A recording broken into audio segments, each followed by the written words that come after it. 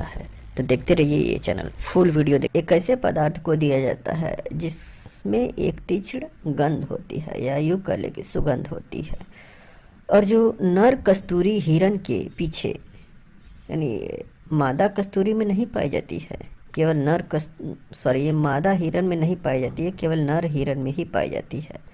और ये नर कस्तूरी हिरण के पीछे गुदा क्षेत्र में स्थित ग्रंथि से प्राप्त होती है। इस पदार्थ की प्राचीन काल से इस इत्र के लिए इसका प्रयोग किया जाता था और दुनिया भर में सबसे महंगे पशु उत्पाद में से एक है।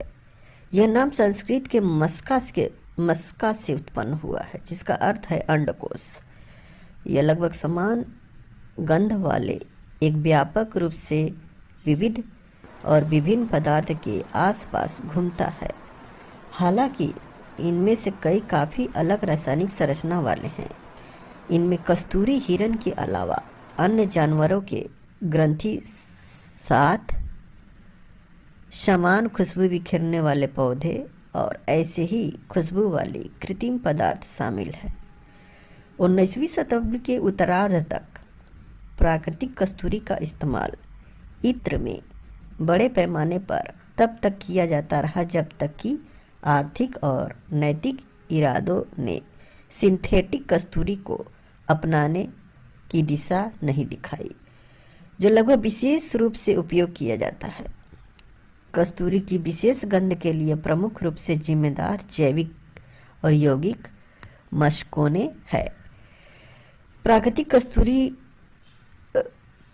फली का आधुनिक उपयोग अब केवल पारंपरिक चीनी दवा तक ही सीमित।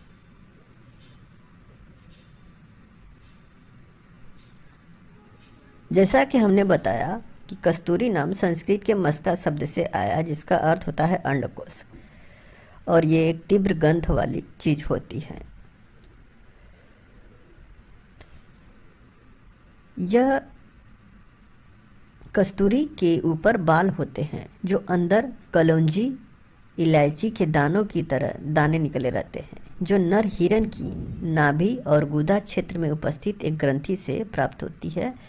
यह एक बिना सींग वाला हिरण होता है जो नेपाल, भारत में हिमालय क्षेत्र, पाकिस्तान, तिब्बत, चीन, साइबेरिया और मंगोलिया में पाया जाता है। कुछ लोग तस्करी के लिए हिरण को मारकर उसकी नाभि से कस्तूरी निकाल लेते हैं।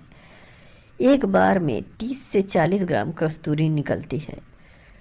कस्तूरी जंतु उत्पादों में सबसे महंगा पदार्थ है और जैसा कि हमने बताया कि इसका प्राचीन काल से ही इत्र और औषधि के लिए उपयोग होता रहा है। अब आइए कस्तूरी के प्रकार की बात करते हैं। कस्तूरी की उत्पत्ति स्थान की दृष्टि से 3 जातियां बताई गई हैं। नेपाली कस्तूरी, पहला है नेपाली कस्तूरी। नेपाल देश के हिरण से नीले वर्ण की कस्तूरी पाई जाती है। दूसरा है कामरूपी कस्तूरी।